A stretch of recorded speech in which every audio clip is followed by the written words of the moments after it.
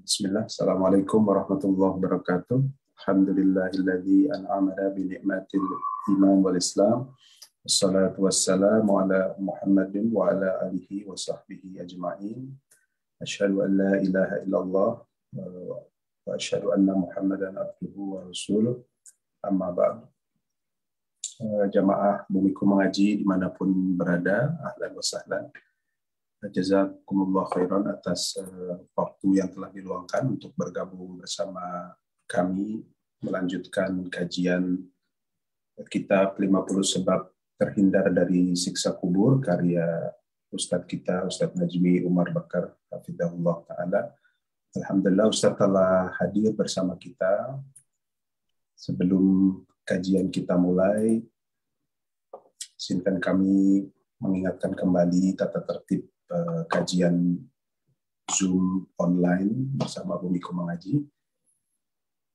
Yang pertama, kami mohon jamaah untuk menggunakan nama yang sebenarnya sehingga mudah untuk kami kenali.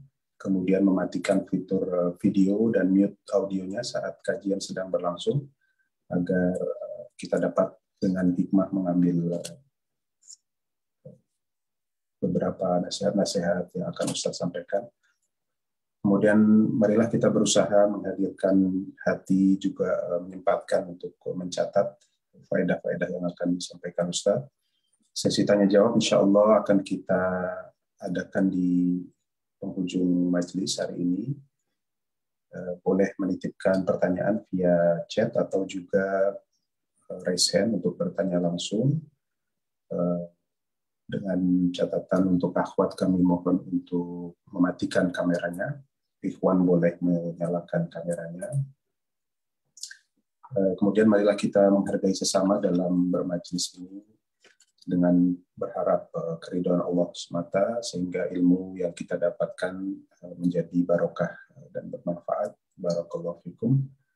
Demikian yang bisa kami sampaikan sebagai pengantar kajian kali ini. Kami ucapkan terima kasih juga kepada Ustadz yang telah hadir dan siap untuk menyampaikan materinya. Falyatafadhal mashkura Ustadz. Assalamualaikum warahmatullahi wabarakatuh. Alhamdulillah, nahmaduhu wa nasta'inuhu wa nastaghfiruh. Wa na'udzu billah min syururi anfusina wa min sayyiati a'malina. May yahdihillahu fala mudilla lahu wa may yudlil fala hadiya lahu. Asyhadu an la ilaha illallah wahdahu la syarika lahu wa asyhadu anna Muhammadan abduhu wa rasuluh sallallahu alaihi wa ala alihi wasallam. Ya ayyuhalladzina amanu taqullaha haqqa tuqatih wa la tamutunna illa wa antum muslimun, amma ba'd. Kaum muslimin, jamaah sekalian yang berbahagia, kita tentunya mengucapkan yang pertama kali syukur kita kepada Allah Azza wa Jalla. Di hari ini kita masih diberikan kesempatan, kesehatan, keluasan waktu, serta nikmat lainnya yang tidak bisa kita sebutkan satu persatu, tetapi kita meyakini, kita mengetahui, dan kita menyadari bahwa seluruh nikmat berasal dari Allah Tabaraka wa Ta'ala. Allah satu-satunya Rabb, satu-satunya sesembahan kita. Dan tidak ada sesembahan yang berhak disembah dengan benar kecuali Allah Subhanahu wa Ta'ala. Dan di malam hari ini kita akan mencoba untuk membahas suatu tema yang sangat kita butuhkan, yaitu tentang 50 sebab terhindar dari siksa kubur. Dan kita sudah pernah membahas tema ini pada pertemuan sebelumnya dan sudah sampai pada sebab yang ke-7. Barangkali di antara kita ada yang baru bergabung, maka ketahuilah bahwa kita sudah membahas tema ini sampai sebab yang ke-7. Sebab terhindar dari siksa kubur. Dan malam hari ini kita akan masuk kepada sebab yang ke-8. Dan ini adalah salah satu upaya kita. Di antara upaya kita, usaha kita, ya, dalam rangka untuk mendapatkan keselamatan. Karena kita tahu dunia ini sebentar dan mati itu pasti, dan setiap manusia akan kembali kepada Allah. Dan semuanya pasti akan melewati alam akhirat. Dan alam akhirat yang pertama kali adalah alam kubur.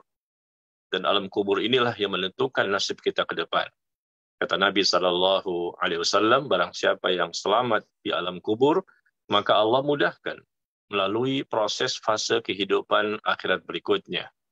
Dan barang siapa ternyata di alam kuburnya mendapatkan siksa kubur, maka peluang yang sangat besar dia mendapatkan kesulitan dan kesempitan dan berat bagi dia melalui tahapan-tahapan berikutnya.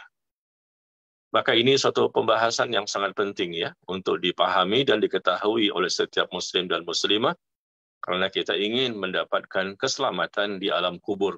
Dan mudah-mudahan dengan kita selamat di alam kubur, Allah berikan kepada kita nikmat kubur, maka setelah itu Allah akan mudahkan kita untuk melalui proses-proses berikutnya. Sehingga pada akhirnya semoga Allah masukkan kita semuanya ke dalam surga. Nah, jamaah sekalian yang berbahagia, pada sebab yang ke-8 ini, bisa kita lihat di bukunya ya, di halaman 36. Di halaman 36. Sebab terhindar dari siksa kubur yang ke-8. Yang kita dapatkan informasinya dari Allah Tabaraka wa Ta'ala dan Nabi Sallallahu Alaihi Wasallam.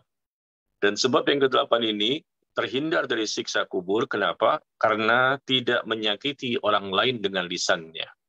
Tidak menyakiti orang lain dengan lisannya. Ya. Ini berdasarkan hadis yang Nabi SAW sampaikan informasinya kepada kita ketika beliau pernah melewati adanya kuburan. Lalu beliau mendengarkan adanya 2 orang yang sedang disiksa di dalam kuburnya. Ya, Rasul bisa mendengar dengan izin Allah. Terdengar adanya 2 kuburan, ya, adanya orang yang sedang disiksa di dalamnya. Dan kemudian Rasul menyebutkan sebab-sebabnya. Ada yang disebabkan oleh ghibah, ya, ada yang disebabkan oleh karena tidak bersih ketika buang air kecil, dan sebab yang ketiga Nabi sebutkan bahwa ternyata orang tersebut menyakiti orang lain dengan lisannya. Na'udzubillah. Dengan ghibah, tidak bersih ketika buang air kecil, ya, dan kemudian menyakiti orang lain dengan lisannya. Kemudian dia juga mengadu domba, suka namimah. Jadi kita dapatkan kurang lebih ada 4 ya, dosa yang dilakukan, dan pada waktu itu Rasul mendengar langsung ya, adanya siksa kubur ketika beliau melewati kuburan. Adanya ghibah, dosa ghibah, kemudian dosa namimah, mengadu domba, yaitu kemudian dosa menyakiti orang lain dengan lisannya dan lain-lain. Dan yang kita ingin bahas pada malam hari ini, menyakiti orang lain dengan lisannya. Dan ini perbuatan yang sangat banyak terjadi di zaman kita dan zaman sebelumnya, dan juga mungkin di zaman setelahnya. Dari mana kita tahu bahwa dosa pada lisan ini merupakan dosa yang paling banyak? Karena kita dapatkan informasi dari Nabi SAW, di mana beliau mengatakan, "Aktsaru khotoya bani Adam fi lisani." Ya, dalam hadis yang dikeluarkan oleh Imam At-Tabrani dan Imam Al-Baihaqi, hadis dari sahabat Abdullah bin Mas'ud radhiyallahu anhu, bahwa kebanyakan dosa anak cucu Adam ini terdapat pada lisannya. Dosa yang paling banyak, subhanallah, bukan saya mengatakan, tapi Nabi SAW. Dosa yang paling banyak yang terjadi di dunia ini, di muka bumi ini, dari mulai Nabi Adam alaihissalam sampai manusia terakhir yang mengalami peristiwa terjadinya hari kiamat. Pastilah dosa itu sangat banyak. Jenis-jenis dosa yang dilakukan oleh manusia. Baik dia kafir, ya, baik dia mukmin atau mungkin munafik. Tetapi ternyata dosa yang paling banyak, aktsaru khotoya bani Adam fi lisani. Ya, dosa yang paling banyak yang dilakukan oleh anak cucu Adam, oleh manusia ini, yang terbesar, yang paling banyak adalah dosa yang mereka lakukan pada lisannya. Nah, ini termasuk menyakiti orang lain dengan lisannya. Na'udzubillah. Maka berhati-hatilah kita. Ternyata dosa lisan ini dosa yang paling banyak, yang menyebabkan manusia itu mendapatkan siksa kubur. Bahkan Nabi SAW juga bersabda dalam hadis yang lain yang diriwayatkan oleh sahabat Abu Hurairah radhiyallahu an. Nabi pernah ditanya, su'ila Rasulullah SAW, Rasul pernah ditanya tentang perkara yang paling banyak memasukkan seseorang ke dalam surga. Perkara yang paling banyak memasukkan seseorang ke dalam surga. Dengan sebab apa? Maka beliau mengatakan, taqwallah wa husnul khuluq. Sebab yang paling banyak yang menyebabkan manusia itu masuk ke dalam surga disebabkan oleh takwa kepada Allah dan akhlak yang baik. Ini sebab yang paling banyak. Maka kita hendaknya bertakwa kepada Allah dan memiliki akhlak yang mulia. Dan ini merupakan sebab terbanyak yang memasukkan seseorang ke dalam surga. Dengan sebab ini. Kemudian ditanya lagi oleh seseorang kepada Nabi SAW, wasu'ila al-akthar mayudkhilin nas an-nar. Maka ditanya lagi, perkara apa yang paling banyak memasukkan manusia ke dalam neraka? Perkara apa? Dosa apa yang paling banyak menyebabkan manusia masuk ke dalam neraka? Maka beliau mengatakan, al-famu wal-farj. Dosa yang menyebabkan paling banyak manusia masuk ke dalam siksa api neraka karena masalah mulut dan kemaluan. Masalah mulut berarti lisan, ucapan, dan kemaluan. Ini hadis yang dikeluarkan oleh Imam At-Tirmidzi dan Imam Ibnu Majah. Hadis yang derajatnya hasan. Dari dua hadis ini, maka kita bisa mengetahui bahwa dosa paling banyak yang dilakukan oleh manusia di muka bumi adalah yang paling banyak dosa lisan, disebabkan oleh lisan ini. Dan yang ternyata juga yang paling banyak menyebabkan manusia mendapatkan siksa neraka nanti, kata Nabi, adalah dosa lisan dan dosa masalah kemaluan. Maka ini bertentangan dengan sifat orang-orang mukmin yang sebenarnya. Orang mukmin yang bertauhid, orang mukmin yang bertakwa, tentunya tidak seperti itu perbuatannya. Bahkan Nabi SAW bersabda dalam hadis yang diriwayatkan oleh sahabat Abu Hurairah radhiyallahu an, hadis yang dikeluarkan oleh Imam Abu Dawud dan Imam Ibnu Majah. Nabi mengatakan bahwa akmalul mu'minina imanan ahsunuhum khuluqah. Orang mukmin yang paling sempurna. Orang mukmin yang paling sempurna imannya adalah yang paling baik akhlaknya. Inilah iman yang paling sempurna bagi orang-orang beriman. Bagi orang yang beriman, mereka paling sempurna imannya, terbukti dengan akhlaknya. Berarti lisannya terjaga, lisannya terpelihara. Kenapa bisa seperti itu? Karena hatinya bersih. Hati yang bersih melahirkan lisan yang terjaga dan terpelihara. Betul-betul karena Allah, dan hati yang bersih juga tercermin dari perbuatan-perbuatan yang dia lakukan selama hidup di dunia. Jadi kalau kita lihat kenapa dosa lisan ini bisa menjadikan salah satu sebab mendapatkan siksa kubur, bahkan siksa neraka, bahkan dosa yang paling banyak dilakukan oleh manusia, siapapun mereka, dimanapun mereka. Kenapa? Karena masalah hati. Hatinya berpenyakit, hatinya kotor, hatinya keras, hatinya membatu, atau hatinya mati. Nanti akan terbukti pada lisannya yang tidak bisa terjaga. Begitu banyak ucapan-ucapannya yang sangat tercela dari hatinya. Tapi kalau hatinya qalbun salim, hatinya bersih, hatinya suci, hatinya hidup, dan selalu dia berusaha membersihkan hati tersebut, maka tentu insya Allah lisan yang dia ucapkan juga akan baik. Maka jadilah dia seorang mukmin yang paling baik akhlaknya, terbukti pada lisannya, ucapannya, dan perbuatannya kepada siapapun. Kepada istrinya, kepada suaminya, kepada anaknya, kepada orang tuanya, temannya, tetangganya, dan seterusnya. Ini salah satu hal yang mesti kita perhatikan jamaah sekalian. Bukan hanya kita paham tentang akidah, bukan hanya kita paham tentang ibadah, bukan hanya kita paham tentang manhaj, bagaimana cara beragama yang benar, tetapi kita juga harus menunjukkan akhlak yang mulia. Karena akhlak yang tercela, salah satunya menyakiti hati orang lain. Maka ternyata ini bisa menjadi sebab orang itu mendapatkan siksa kubur. Bisa jadi mungkin dia banyak ibadahnya. Bisa jadi dia bagus akidahnya. Bisa jadi dia banyak ilmunya. Tapi ternyata suka menyakiti orang lain dengan lisannya. Maka menjadi modal, na'udzubillah, dia mendapatkan siksa kubur dan siksa api neraka. Bahkan Nabi SAW ya, pernah ditanya oleh seorang Abu Hurairah radhiyallahu anhu meriwayatkan bahwa Nabi SAW ditanya oleh seseorang yang bertanya kepada beliau, "Ya Rasulullah, sesungguhnya ada seorang wanita. Ada seorang wanita yang disebutkan dia ini orang yang banyak sekali ibadah salat sunnahnya. Dia seorang wanita yang suka bersedekah. Dia seorang wanita yang banyak sekali ibadah puasa sunnahnya."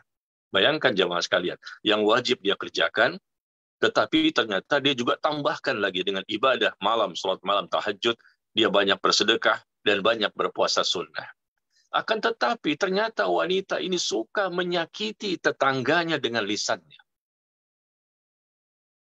Ya, dosanya seperti itu. Yang wajib dia kerjakan, yang sunnah-sunnah, contohnya tadi sholat, puasa, sedekah, Masya Allah ya, banyak sekali dia kerjakan. Tapi tetangga ini suka menyakiti dengan lisannya kepada tetangga yang lain.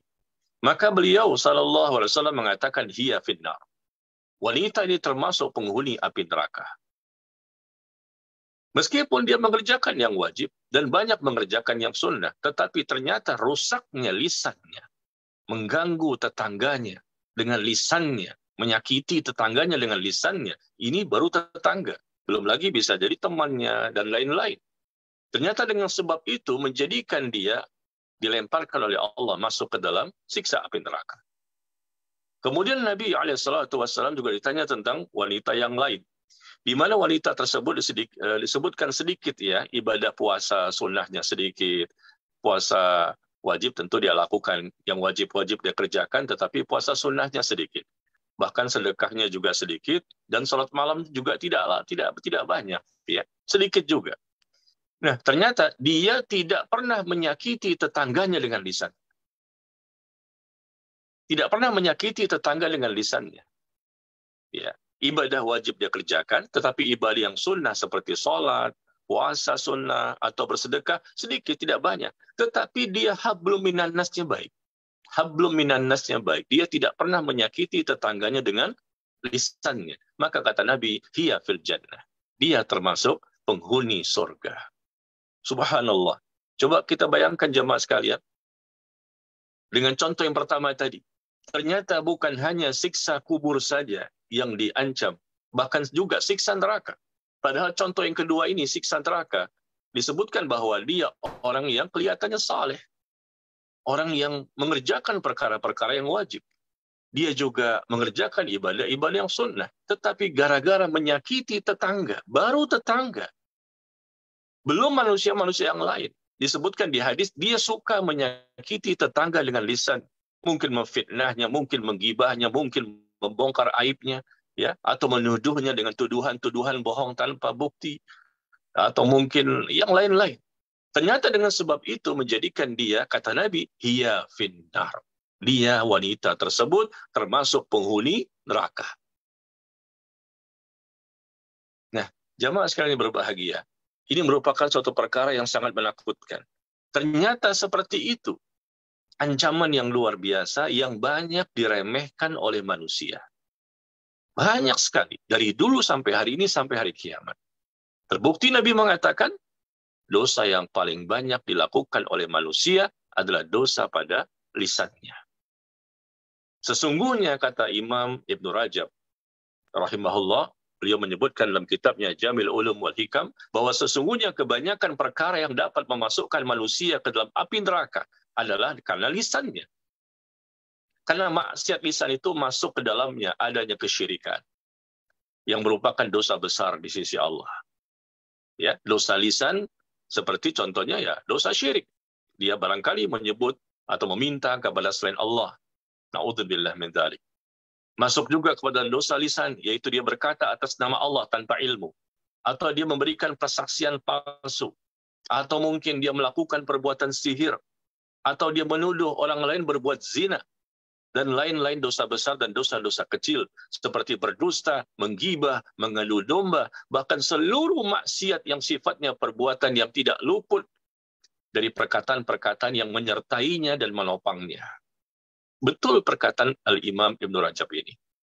Kebanyakan perkara yang dapat memasukkan manusia ke dalam neraka akibat dari lisannya. Maka berhati-hatilah kita jamaah sekalian ya. Dengan lisan ini, seseorang menyakiti orang lain dengan kata-kata yang buruk, mencela, menghina, merendahkan, meremehkan, membunuh karakternya, merusak kehormatannya, berdusta, ungkapan-ungkapan laknat, berkata keji, mengejek, menuduh tanpa bukti, termasuklah perbuatan ghibah, namimah, membongkar aib, memfitnah orang lain, mengolok-ngolok orang beriman, bercanda yang berlebihan, berprasangka yang buruk, pembicaraan yang tidak ada manfaatnya, atau orang yang suka mengklaim dirinya bersih dari dosa, dan lain-lain. Ini contoh-contoh dosa lisan sangat banyak sekali yang terjadi di masyarakat. Dan bisa jadi kita sebagai pelakunya. Sekali lagi, dosa lisan ini bisa mengantarkan seseorang kepada dosa syirik, dan dosa lisan ini bisa mengantarkan seseorang kepada dosa bid'ah.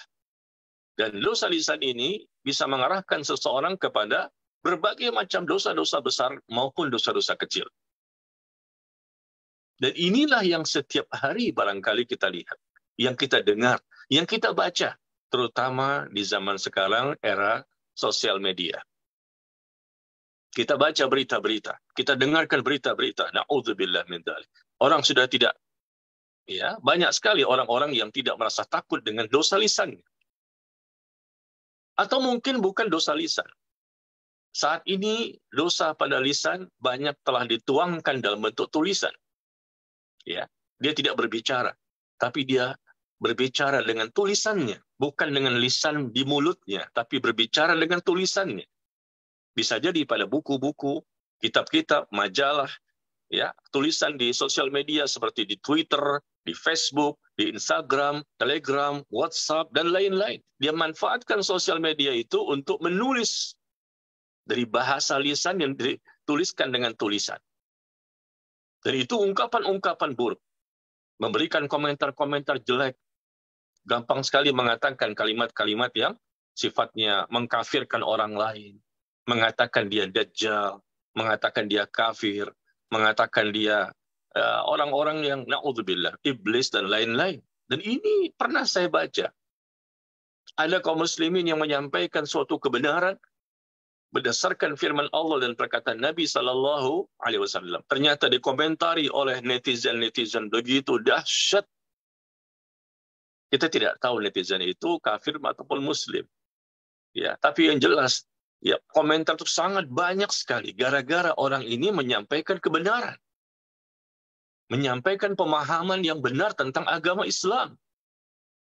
Lalu banyaklah orang-orang memberikan komentar. Na'udzubillah. Komentar-komentar yang sangat menyakiti hati orang lain. Dengan menuduh tanpa bukti, menjelek-jelekkan, memberikan ungkapan-ungkapan atau julukan-julukan yang tidak boleh diucapkan oleh seorang muslim. Subhanallah. Seorang mukmin yang memiliki rasa takut kepada Allah dan dia bertakwa kepada Allah tidak mungkin berani untuk mengungkapkan kalimat-kalimat jelek pada lisan atau pada tulisan. Karena mereka tahu jamaah sekalian, semua akan dihisab. Semua akan dihisab oleh Allah Tabaraka wa Ta'ala. Apapun yang kita ungkapkan, apa yang kita ucapkan, apa yang kita tulis, dari kebaikan maupun keburukan, semuanya ditulis oleh malaikat. Tidak ada satupun yang engkau ucapkan, melainkan di sisimu ada malaikat, ya, yang mereka menulis dengan izin Allah untuk memberikan persaksian nanti pada hari kiamat. Ma yalfizu min qaulin illa ladaihi raqibun atid. Ya, malaikat yang bertugas untuk mencatat, bertugas untuk mengawasi apapun yang kita ucapkan, semuanya ditulis, baik kebaikan maupun keburukan. Dan ini bisa menjadi sebab terbesar, bisa jadi seseorang itu mendapatkan siksa kubur.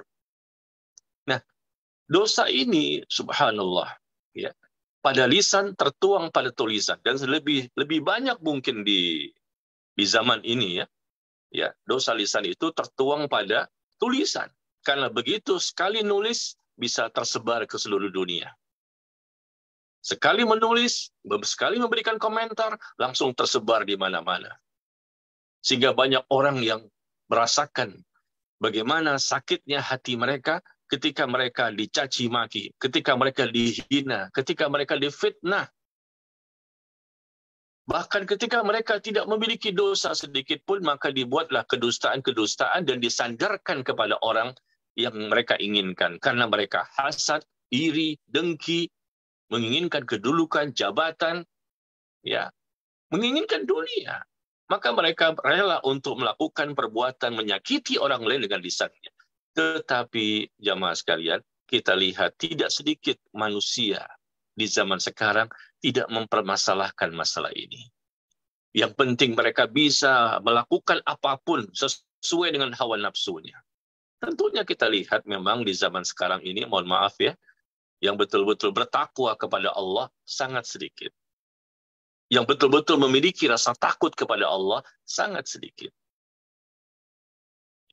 Maka terbukti apa yang Nabi sebutkan ini. Belasan abad yang lalu, sudah lama sekali. Penyebab terbesar yang akan memasukkan manusia ke siksa neraka akibat dari lisan. Penyebab ya dosa manusia ketika berada di dunia akibat dari lisan. Na'udzubillah. Bahkan tadi kita berikan contoh seorang wanita tadi. Hablum minallahnya baik jamaah sekalian, tetapi hablum minannasnya jelek. Ya, ini tidak boleh kita lakukan. Dalam Islam itu diatur bagaimana hubungan kita dengan Allah dan bagaimana hubungan kita dengan sesama manusia. Bukanlah orang itu dianggap benar, orang bertakwa, orang yang saleh dan salehah ketika dia hanya memperhatikan hubungan dia dengan Allah semata. Lalu kemudian dengan manusia, dia sembarangan dan dia pun tidak memperhatikan kebaikan-kebaikan yang mesti dia lakukan. Ternyata hubungan dengan Allah baik, hubungan dengan manusia jelek, bisa menjadi sebab orang itu mendapatkan siksa kubur sampai siksa neraka. Atau mungkin sebaliknya, ada seseorang yang terlalu berlebihan dalam memperhatikan hablum minan nas. Hubungan dia baik, berwajah cerah, ceria, tersenyum, suka bantu orang lain, orangnya dermawan, orangnya sabar, akhlaknya baik, Masya Allah, mudah memaafkan manusia kesalahannya, dia pun mudah meminta maaf, dia pun tidak menjadi orang yang gampang marah, gampang emosi. Masya Allah, hubungan dengan manusia bagus. Tapi ternyata hubungan dia, ibadahnya dengan Allah rusak. Itu pun bisa menjadi sebab. Maka yang perlu kita perhatikan jamaah sekalian, hablum minallah dan hablum minan nas. Semuanya, kedua-duanya. Dan ini terjadi di masyarakat. Dan yang melakukan perbuatan ini bisa jadi bukan hanya orang awam. Bahkan bisa juga terjadi pada seorang ustadz, seorang ulama, seorang da'i, ya, atau seorang pendakwah dan lain-lain. Yang mungkin mereka tahu ilmunya, tetapi kalau sudah masalah lisan ini, suka keceplosan. Tanpa disadari atau mungkin disadari. Bukan sekedar gibah. Sebagaimana kita bahas pada pertemuan yang lalu, masalah gibah secara khusus. Ya, secara khusus, karena Nabi menyebutkan gibah termasuk penyebab siksa kubur. Atau masalah namimah, suka mengadu domba secara khusus. Tetapi ini lebih luas lagi, menyakiti hati orang lain. Dan Allah Tabaraka wa Ta'ala menyebutkan ya di surah Al-Ahzab. Silakan lihat di bukunya ya, di halaman 37. Di surah Al-Ahzab, surah ke-33 ayat yang ke-58. وَالَّذِينَ يُؤْذُونَ الْمُؤْمِنِينَ وَالْمُؤْمِنَاتِ بِغَيْرِ مَا اكْتَسَبُوا فَقَدِ احْتَمَلُوا بُهْتَانًا وَإِثْمًا مُبِينًا. Dan orang-orang yang menyakiti orang-orang beriman dan orang-orang beriman ini laki-laki maupun yang perempuan, dia sakiti hatinya, dia sakiti dengan lisannya, atau mungkin dia sakiti dengan fisiknya, ya, atau mungkin dia ambil hartanya. Intinya menyakiti orang-orang yang kata Allah menyakiti orang-orang beriman, baik laki-laki maupun yang perempuan, tanpa kesalahan yang mereka perbuat. Mereka tuduhkan, mereka timbulkan fitnah, Ini harus dihancurkan. Ini harus dibinasakan. Ini harus dilenyapkan. Yang melakukannya siapa? Apakah orang kafir? Sesama kaum muslimin. Apapun perbuatan baik dari orang itu, dia habiskan. Dia anggap jelek. Tidak ada sedikit pun kebaikan. Siapa Anda? Apakah Anda malaikat? Sehingga Anda melihat orang lain itu selalu salah dan tidak pernah benar. Subhanallah. Ini orang yang tidak tahu diri namanya. Kita dengar, kita baca, kita saksikan. Adanya orang-orang seperti itu. Karena berbeda partai, berbeda kelompok, berbeda golongan, berbeda ormas, berbeda organisasi, dan lain-lain. Sehingga mereka pun dengan gampangnya untuk menjatuhkan kehormatan seorang muslim. Supaya partai mereka lah yang menang. Supaya kelompok mereka lah yang unggul. Supaya ormas mereka, organisasi mereka lah yang terkenal. Apa ini? Sifatnya duniawi, jamaah sekalian. Anda menginginkan dunia, harta, jabatan, berebutan untuk merebutkan harta, berebutan untuk mendapatkan jabatan, berebutan untuk mendapatkan pangkat dunia, dan lain-lain. Tapi dengan cara menyakiti orang lain sesama kaum muslimin. Ini tanda-tanda orang-orang munafik. Seorang mukmin yang bertakwa tidak mungkin seperti ini. Orang yang munafik dipastikan. Kalau berbicara suka dusta. Kalau berjanji suka ingkar janji. Dan kalau diberikan amanah, suka berkhianat. Kalau Anda suka menyakiti orang lain dengan lisan dan tulisan, atau dengan fisik, mengambil harta dan lain-lain. Intinya menyakiti orang lain, apalagi dengan lisan tadi yang ternyata merupakan dosa yang paling banyak dilakukan manusia di muka bumi, maka jelas tanda-tanda kemunafikan semakin jelas pada diri Anda. Makanya Rasulullah SAW bersabda, ya, Inna akhwafa ma akhafu ala ummati. Sesungguhnya yang paling aku takutkan terjadi atas umatku. Apa yang paling Rasul takutkan? Setiap munafik yang pandai lisannya, pintar berbicara, retorikanya fasih. Hadis yang dikeluarkan oleh Imam Ahmad. Hadis dari sahabat Umar bin Al-Khattab radhiyallahu anhu. Sesungguhnya yang paling aku takutkan atas umatku ini adalah setiap munafik yang pintar berbicara, yang bisa menipu umat. Orang-orang munafik yang pintar berbicara, retorikanya seakan-akan mereka itu benar, padahal mereka salah. Tapi mereka bisa merekayasa. Mereka bisa menggiring opini. Mereka bisa membuat propaganda. Ucapan-ucapan, tinggal buat YouTube-nya, tinggal buat skenario-nya. Tinggal mereka buat bagaimana di Instagram-nya, di Facebook-nya, disebarkan, di-share kemana-mana. Akhirnya orang pun merasa bahwa mereka itu benar. Padahal mereka lah munafik. Tanda-tanda orang munafik, mereka tidak menjaga lisannya. Selalu jatuh pada dosa. Itu salah satu ya, yang paling gampang kita nilai. Dan sekarang ini ada sifatnya, mohon maaf ya, istilah-istilah buzzer-buzzer, atau apalah namanya, netizen-netizen, ya, komentar-komentar, na'udzubillah min dzalik. Sangat mengerikan. Ini tanda-tanda kemunafikan yang ada pada diri mereka. Tidak memiliki rasa takut kepada Allah. Padahal Nabi SAW bersabda, ya, ketika beliau melihat, diperlihatkan adanya berbagai macam jenis siksa kubur, maka beliau disampaikan informasinya oleh malaikat Jibril, yang engkau lihat, ya, adanya siksa kubur, bagaimana sangat menakutkan dan menyakitkan, yaitu orang yang dirobek pinggiran mulutnya. Dirobek-robek pinggiran mulutnya dengan pengait besi. Ya, dirobek kiri kanan. Dirobek mulutnya dengan pengait besi. Apa dosanya? Dia adalah seorang pendusta. Dia berbicara dengan kedustaan. Kemudian kedustaan itu dinukil darinya sampai tersebar luas. Bicara dusta bohong, dia tulis, dia bicara, di YouTube-nya, sosial media di zaman sekarang. Dan dinukil darinya, di-share oleh orang lain. Berapa ratus ribu yang menonton, berapa juta orang yang menonton, di-share lagi oleh orang lain. Padahal kedustaan, tuduhan tanpa bukti, fitnah. Dosa pada lisannya atau pada tulisannya. Dan ini tersebar luas. Maka dengan sebab itulah kata malaikat Jibril kepada Nabi SAW, orang itu mendapatkan siksa kubur sampai hari kiamat. Sampai hari kiamat, jemaah sekalian. Siksa kubur sampai hari kiamat. Apa penyebabnya? Dia berdusta, merusak kehormatan orang lain. Dia menyakiti orang lain, menyebutkan kedustaan-kedustaan untuk supaya orang lain itu tidak disukai oleh orang lain.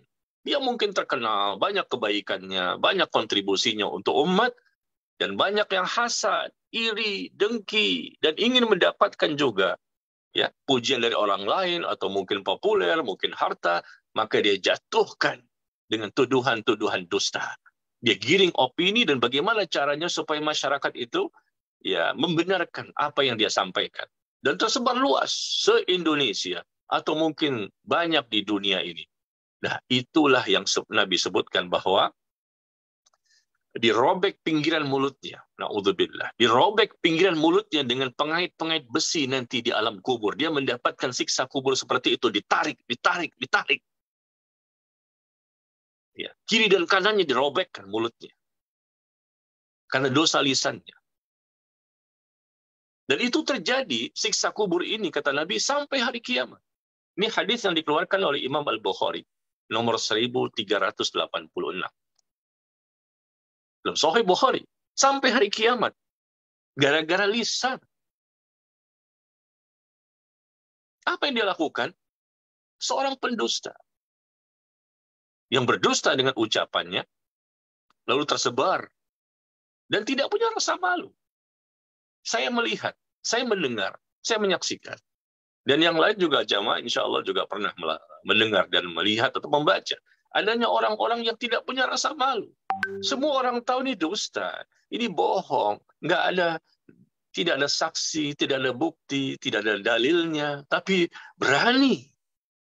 Bukan hanya orang awam, jemaah sekalian, bahkan selevel ustadz, seorang kiai haji yang kita lihat di YouTube. Seorang ustadz yang punya nama, seorang kiai haji yang punya nama, masanya banyak, tapi berani berdusta. Ketika dia melihat orang lain yang berusaha untuk mengamalkan sunnah, menghidupkan sunnah, mendakwahkan sunnah Nabi SAW, dan dia khawatir orang nanti mengikuti dakwah yang benar ini, maka ustadz ini atau kiai haji ini memberikan tuduhan-tuduhan dusta, berani. Bukankah dia tahu ayatnya? Paham. Bukankah dia tahu hadisnya? Tahu. Ini bukan kelompok orang awam lagi. Orang yang sudah berilmu pun berani berdusta. Berdusta atas nama Allah, berdusta atas nama Nabi SAW, atau dia memiliki dusta-dusta yang dituduhkan kepada pemahaman sunnah. Pemahaman yang menggiring orang untuk kembali kepada Allah dengan mengikuti contoh tauladan Rasulullah SAW. Bayangkan jemaah sekalian. Siksa kubur menanti kalau mereka tidak bertobat, siksa kubur menanti kalau mereka tidak mendapatkan ampunan dari Allah. Jadi, subhanallah, kita merasa kaget. Kalau orang yang jauh dari agama, barangkali kita katakan ya wajarlah. Dia tidak pernah sholat, terbuka auratnya, tidak takut dengan siksa neraka, tidak takut kepada Allah, tidak pernah beribadah. Barangkali kita mengatakan ya wajar-wajar saja, imannya tidak ada atau sangat sedikit.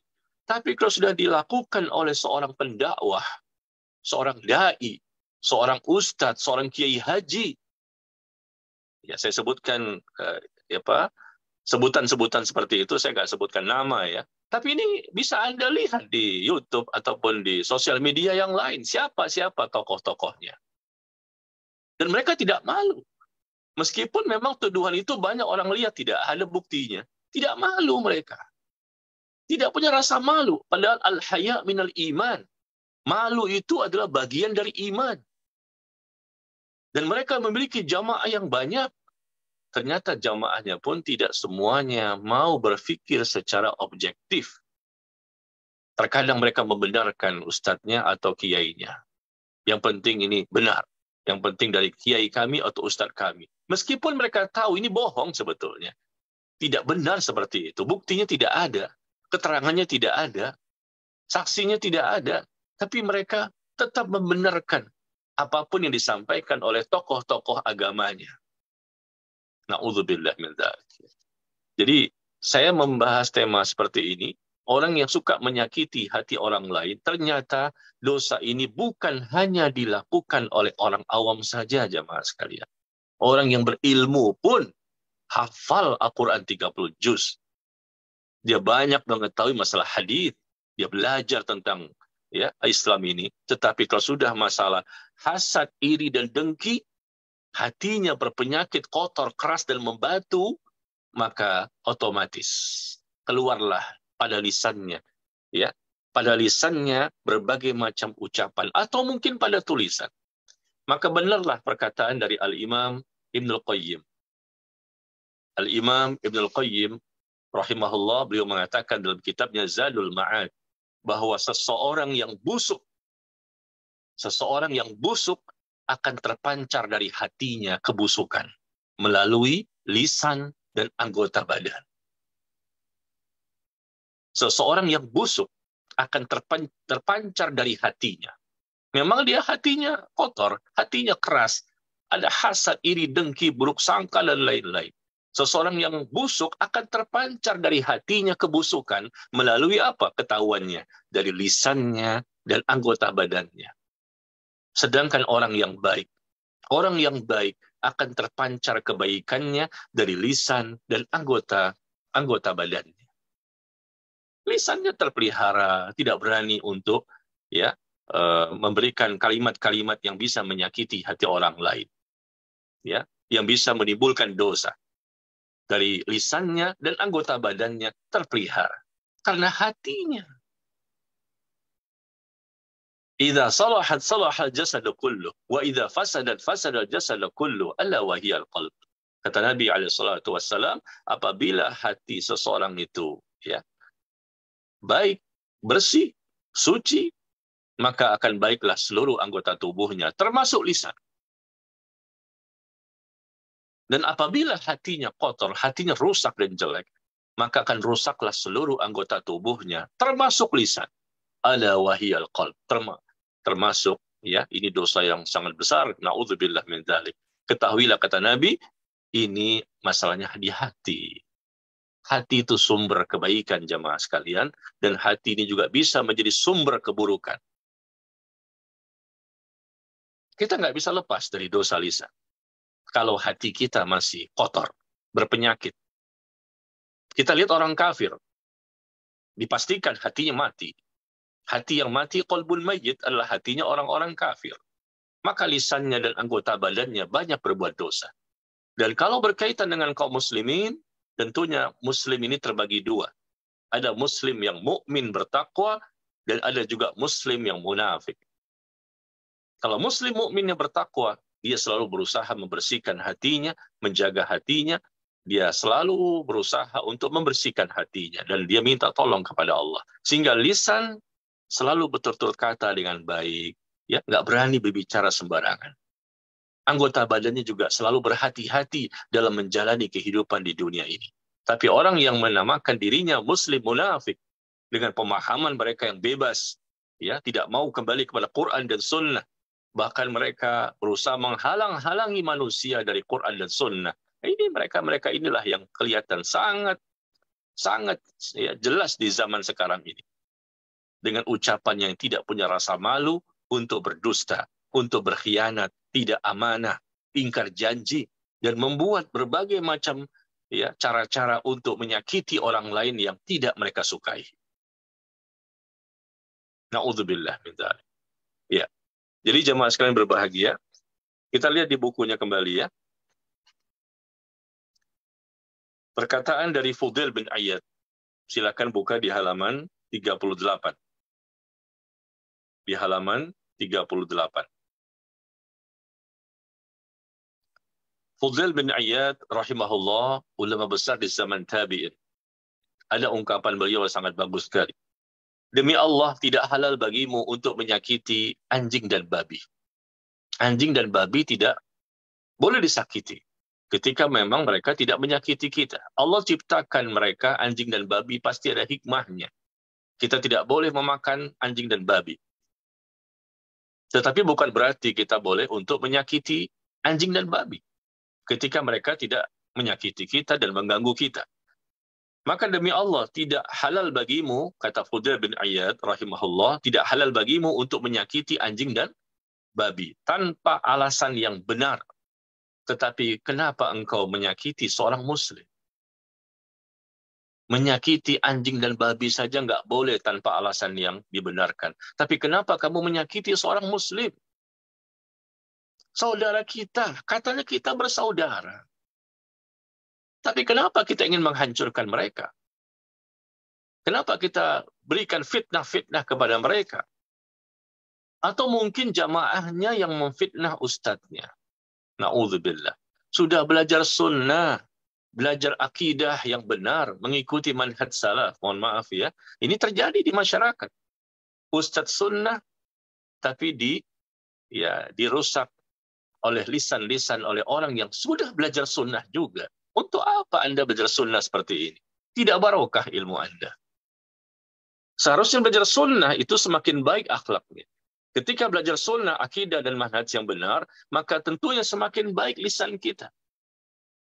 Apabila setelah belajar agama ini, setelah belajar agama, belajar akidah, ibadah, belajar manhaj, ya, ternyata lisan semakin pedas dengan celaan sindiran, lebih banyak membahas fitnah, ya, dan membahas orang lain dengan dosa-dosa yang mereka lakukan. Mereka lupa dengan aib mereka sendiri yang sangat banyak juga dan bisa jadi lebih banyak dibandingkan dosa orang lain. Ya, sudah belajar agama semakin sombong, sudah belajar agama semakin banyak hasad, sudah belajar agama mengikuti kajian-kajian sunnah tapi suka merendahkan manusia, suka membongkar aib mereka. Maka dipertanda jamaah sekalian, ilmu yang diperoleh tidak berkah. Ilmunya tidak berkah, tidak barokah, tidak mendatangkan kebaikan. Bayangkan, yang sudah belajar saja bisa jatuh berkali-kali pada kesalahan yang sama untuk menyakiti hati orang lain. Bagaimana lagi orang yang tidak belajar? Jadi kita jangan tertipu dengan adanya orang-orang yang mungkin mereka sudah belajar sunnah atau banyak sekali ibadahnya. Kata Umar bin Khattab radhiyallahu an, ya, jangan sekali-kali kamu kagum dengan bagusnya seseorang dalam menyampaikan ucapannya, retorikanya, ibadahnya, puasanya. Jangan kagum dengan ibadah seseorang atau ucapan-ucapan dia. Tapi lihatlah ketika dia menunaikan amanah. Amanah nggak dia? Lihatlah ketika dia berbicara. Kira-kira dia menahan nggak lisannya dari membicarakan kehormatan orang lain? Maka itulah orang yang mulia, kata beliau. Kalau ada seorang muslim, dia ibadahnya banyak, Masya Allah, dari subuh sampai isya berada di masjid bagi laki-laki. Masya Allah, jenggotnya juga panjang. Casingnya, penampilannya seperti orang yang saleh dan salehah. Masya Allah. Ya. Tapi ketika dikasih amanah, berkhianat. Ketika berbicara suka berdusta. Tidak menahan lisannya dari merusak kehormatan orang lain. Penampilan casingnya seperti orang yang dekat kepada Allah, casingnya. Tapi ternyata lisannya tidak bisa dijaga. Kata Umar bin Khattab radhiyallahu an, jangan kamu kagum dengan orang-orang yang kamu lihat secara casing saja. Atau bicaranya, atau ibadahnya. Lihat ketika dia berbicara, bagaimana lisannya. Apakah dia bisa menahan lisannya dari membicarakan kehormatan orang lain? Dan beliau juga mengatakan bahwa sungguh ada seseorang yang memiliki 9 akhlak yang mulia. Kata Umar bin Khattab radhiyallahu an dalam ungkapan yang lain, ada seseorang yang memiliki 9 akhlak yang mulia dan memiliki 1 akhlak yang tercela. Ya namanya manusia lah. Mana ada manusia yang sempurna? Kita bukan malaikat, bukan bidadari sorga juga untuk wanita. Kita pasti plus dan minus. Nah, Umar bin Khattab radhiyallahu an memberikan perumpamaan. Sungguh ada seseorang yang memiliki 9 akhlak yang mulia, tapi di sisi yang lain dia memiliki 1 akhlak yang tercela. Apa yang terjadi?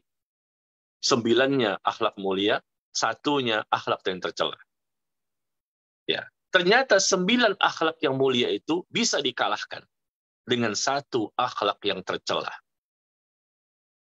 Ya, apa itu? Lisan. Lisan, kata beliau. Akhlak yang tercela itu. 9, Masya Allah, akhlak mulia.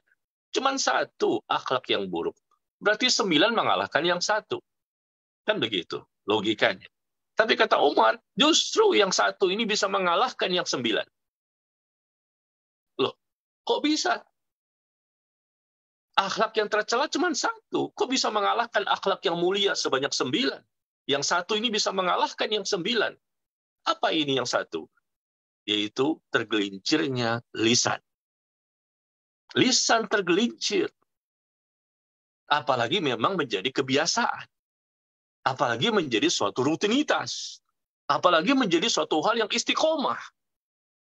Na'udzubillah, na'udzubillah. Nas'alullah salam wal afiyah.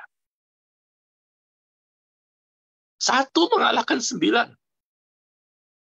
Meskipun dia punya kelebihan-kelebihan yang lain, 9 akhlak yang mulia. Ini perumpamaan saja. Ada 10 gitu kan. Ya, ini perumpamaan. Gara-gara 1 saja, rusak yang 9 itu. Sebagaimana tadi Rasul mengatakan apa? Ada seorang wanita yang dia mengerjakan yang wajib, dia juga mengerjakan yang sunnah-sunnah, tapi dia suka menyakiti tetangganya dengan lisannya. Iya, yang wajib dan yang sunnah yang dia lakukan. Tentunya ini satu hal yang insya Allah diterima, karena ikhlas dan mengikuti sunnah. Tapi gara-gara menyakiti tetangga dengan lisan, dengan sebab itu kata Nabi, hiya finnar. Dia termasuk penghuni neraka. Gara-gara 1 ini. Ini baru menyakiti tetangga dengan lisan. Bagaimana kalau dia juga menyakiti manusia yang banyak jumlahnya? Dan dia share, dia sebarluaskan fitnah-fitnah. Rasa dengki yang luar biasa. Bahkan terkadang kita lihat di sosial media ya. Saya kan kadang-kadang suka buka juga, penasaran ya. Tapi saya kaget-kaget gitu dengan seorang muslim ya, yang dia sebetulnya sama-sama muslim, tapi rasa bencinya itu luar biasa. Dan bahkan lebih benci kepada sesama muslim dibandingkan kepada orang kafir. Kenapa? Karena dengan muslim ini dia ingin meraih nikmat yang telah mereka peroleh. Maka ingin dihilangkan karena rasa hasad dan dengki. Subhanallah. Na'udzubillah min dzalik. Cintanya kepada orang kafir lebih besar. Hasadnya kepada orang kafir lebih kecil dibandingkan kepada orang-orang muslim. Na'udzubillah min dzalik. Maka Al-Imam Al-Zahabi rahimahullah menyebutkan dalam kitab Siyar A'lamin Nubala bahwa tidak ada seorang imam yang sempurna dalam kebaikan. Imam, ulama besar, ya, tidak ada satu orang pun imam yang sempurna dalam kebaikan, melainkan di sana pasti ada orang-orang yang bodoh dari kaum muslimin dan juga ahlul bid'ah yang suka mencelanya dan menghancurkannya. Ada saja. Sebutkan satu persatu ulama besar di zaman dahulu sampai hari ini.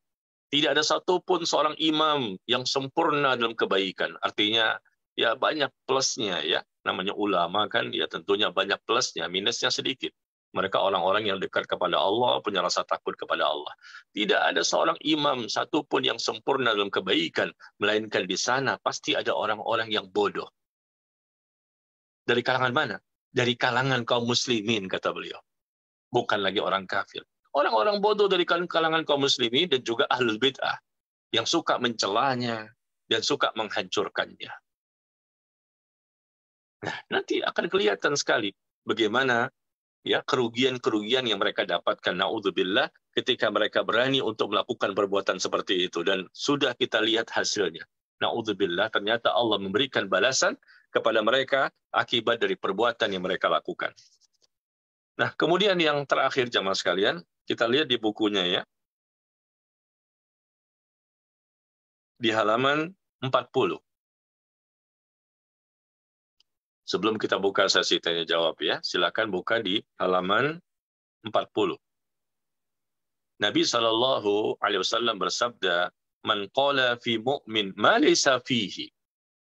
Barang siapa yang berkata, menuduh seorang mukmin dengan sesuatu yang tidak ada padanya, dia tuduh, dia fitnah, berbuat dusta, persaksian palsu, maka Allah akan menempatkannya dalam radghatul khabal. Allah akan menempatkan dia dalam radghatul khabal, yaitu nanah dan darah penduduk neraka. Hingga dia pun keluar dari apa yang dia ucapkan, yaitu berkata sesuai kenyataan tentang saudaranya, dia bertobat dan minta maaf. Ya. Kalau dia tidak minta maaf, dia tidak bertobat kepada saudaranya yang dia tuduh, maka ancaman ini akan terbukti jika Allah tidak memberikan ampunan kepada mereka. Ya. Menuduh seorang mukmin dengan sesuatu yang tidak ada padanya, rusak namanya, rusak kehormatannya, dicaci maki, difitnah. Akhirnya semua orang pun mengikuti. Gara-gara dia, akhirnya orang mengikuti, yang nggak tahu juga ikut-ikutan. Ikut-ikutan menuduh orang lain. Padahal bukti tidak ada. Orang seperti ini kalau tidak mau minta maaf, tidak bertaubat ya kepada saudaranya yang masih hidup, maka peluang yang sangat besar. Kata Nabi SAW, Allah akan menempatkan dia dalam radghatul khabal, yaitu nanah dan darah penghuni api neraka. Siksaan api neraka. Dan tentunya sebelumnya dia mendapatkan siksa kubur. Nah, maka kemudian kita lihat kembali hadis yang lain yang juga sangat menakutkan, yaitu tentang masalah muflis. Atadruna manil muflis, kata Nabi SAW kepada para sahabat. Tahukah kalian siapa itu orang yang bangkrut? Orang yang bangkrut nanti pada hari kiamat. Yaitu orang yang bangkrut adalah orang yang tidak memiliki uang dirham maupun harta benda. Kata para sahabat demikian. Ya, karena Rasul bertanya kepada mereka, siapa orang yang bangkrut? Tahukah kalian? Oh, orang yang bangkrut berarti nggak punya dirham, nggak punya harta. Ya, maka Nabi SAW mengatakan bahwa innal muflis min ummati may ya'ti yaumal qiyamah bi salatin wa siyamin wa zakatin. Sesungguhnya orang yang bangkrut di kalangan umatku. Perhatikan jamaah sekalian, Rasul mengatakan bangkrut di kalangan umatku, berarti mereka muslim, bukan orang kafir. Mereka muslim tiba bangkrut. Nanti pada hari kiamat, mereka membawa pahala sholat, pahala dari ibadah puasa, mereka bawa ibadah zakat, ya subhanallah, dengan ikhlas dan mengikuti sunnah, syariat yang benar. Dan sudah berpahala. Ini umat Rasulullah ini. Ibadahnya benar. Dia berilmu bahkan. Mungkin pendakwah juga, na'udzubillah min dzalik. Ya. Nanti pada hari kiamat membawa ibadah sholat dengan pahalanya, ya, puasa, zakat, tetapi ternyata ketika di dunia ia suka mencaci maki orang lain. Kemudian suka menuduh orang lain tanpa bukti, makan harta orang lain, menumpahkan darah orang lain, dan memukul orang lain tanpa hak. Gara-gara dosa itu, maka kelak kebaikan-kebaikannya akan diberikan kepada orang yang pernah dia zolimi. Dia punya kebaikan, punya pahala dari ibadah-ibadah yang dia kerjakan, maka diberikan kepada orang yang pernah dia zolimi. Ini namanya kisos. Dihukum dengan cara seperti itu. Kebaikannya, pahalanya, dari ibadahnya diberikan kepada orang yang pernah dia zolimi. Dan apabila kebaikannya itu sudah habis, diberikan kepada orang yang dizolimi, ternyata belum lunas, diberikan dosa ini, dosa ini, dosa ini. Banyak orang yang dia sakiti. Banyak orang yang dia sakiti, yang dia fitnah, dia rusak kehormatan orang lain, banyak sekali. Akibatnya, ya, amal-amal solehnya diberikan kepada orang lain yang pernah dia zolimi. Dan kalau belum lunas dosa-dosanya, maka diambillah dosa-dosa dari orang yang pernah dizoliminya itu, dan dia terima. Sehingga dia pun akhirnya dilemparkan ke dalam siksa api neraka. Inilah orang yang muflis, orang yang bangkrut nanti pada hari kiamat. Apa penyebabnya? Salah satunya adalah dosa lisan. Na'udzubillah min dzalik. Demikian ya, jamaah sekalian yang berbahagia. Berhati-hatilah kita, ya, ini bukan suatu hal yang remeh ya. Kelihatannya gampang ini, tapi ternyata tidak sedikit, banyak justru baik orang kafir maupun kaum muslimin yang melakukan dosa yang terjadi pada lisan mereka. Dan ini terbukti, bukan kata orang. Bahkan Nabi pun menegaskan ya bahwa aktsaru khotoya bani Adam fil lisani. Kebanyakan dosa yang dilakukan oleh manusia adalah dosa pada lisannya, dan dosa yang paling banyak menyebabkan manusia mendapatkan siksa neraka yaitu dosa pada lisan dan kemaluan. Semoga Allah menjaga kita semua. Demikian, silakan barangkali jika di antara jamaah sekalian ingin bertanya, kita buka sesi tanya jawab. Insyaallah, alhamdulillah, jazakallah khairan Ustaz atas nasihat-nasihatnya yang telah disampaikan. Baiklah jemaah, saat ini kita memasuki sesi tanya jawab. Kami persilahkan bagi jemaah yang ingin bertanya langsung bisa raise hand untuk bertanya langsung. Sambil menunggu jemaah yang raise hand, sudah ada beberapa chat yang masuk Ustaz. Mohon izin untuk membacakan. Assalamualaikum warahmatullahi wabarakatuh. Bismillah. Ustaz, mohon nasihatnya. Jika saat saya melihat teman yang sikapnya kurang baik, lalu saya bergumam dalam hati ini, menilai bahwa dia buruk. Apakah hati saya sudah tergolong hati yang kotor dan tercatat dosa akan itu, Ustaz? Syukron, jazakallah khairan. Iya. Syukran, barakallahu fiik ya atas pertanyaannya. Ketika kita melihat orang lain, kemudian kita merasa sepertinya dia ini ada keburukan, dan kita curiga, dan kita berprasangka buruk di hati kita kepada orang lain yang sebetulnya kita tidak tahu persis, ya. Dia ini bisa jadi benar, bisa jadi dia orang baik, bisa jadi dia orang yang tidak punya kesalahan sebagaimana yang kita perkirakan. Ya. Tetapi memang ada kecenderungan di hati yang menjadi terus-menerus. Adanya kecurigaan yang berlebihan. Buruk sangka yang terus-menerus. Nah, itu tentunya suatu maksiat di hati. Itu dosa. Dosa itu bukan hanya secara zahir saja, juga secara batin. Kita tahu ada maksiat, ada dosa yang dilakukan oleh hati. Riya itu dosa di hati. Sum'ah itu dosa di hati. Sombong itu dosa di hati. Hasad, iri, dengki itu dosa di hati. Termasuk berburuk sangka, suuzon. Suuzon kepada orang lain, buruk sangka. Padahal bukti tidak ada, saksi tidak ada, tapi kita seringkali untuk suuzon sama orang lain yang kita sebetulnya tidak tahu tentang siapa orang tersebut. Ya, apakah dia benar atau salah dan seterusnya. Ya, maka jamaah sekalian, hendaknya kita hindari perbuatan seperti ini.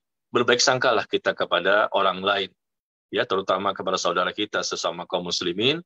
Jangan kita suka ya berprasangka buruk.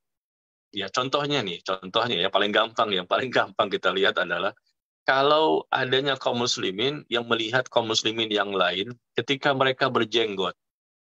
Ini paling gampang ini. Dan saya merasakan itu. Bahkan tadi siang pun ada pertanyaan tentang masalah ini. Kaum muslimin melihat saudaranya berjenggot. Wah, ini pasti keras ini. Wah, ini pasti radikal ini.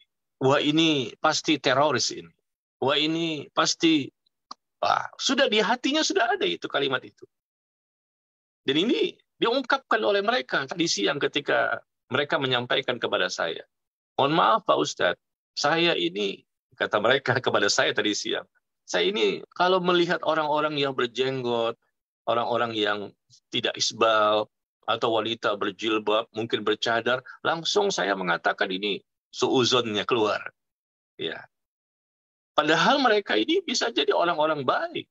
Cuma casingnya seperti itu, mengikuti sunnah, mengikuti syariat. Bagi orang-orang awam dari kalangan kaum muslimin, mereka melihat, wah ini kayaknya keras. Padahal tidak keras. Mereka sekedar menghidupkan sunnah saja. Apa salahnya?